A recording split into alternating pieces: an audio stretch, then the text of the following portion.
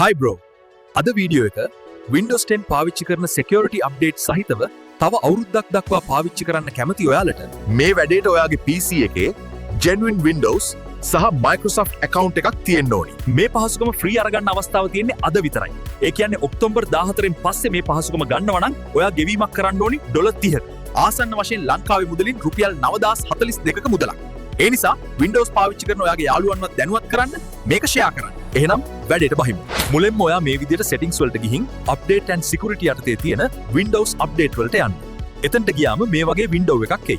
මෙතනදී ඔයාගේ Windows version එක latest update එක වෙන්න ඕනේ. එතන යටින් මේ විදිහට enroll now යනුවෙන් button එකක් නැත්නම් check for updates දීලා update කරගෙන එන්න. මේ පහසුකම free ලබා ගන්න නම් දෙවනි පියවර විදිහට ඔයාට තියෙන්න ඕනි OneDrive cloud එකක්.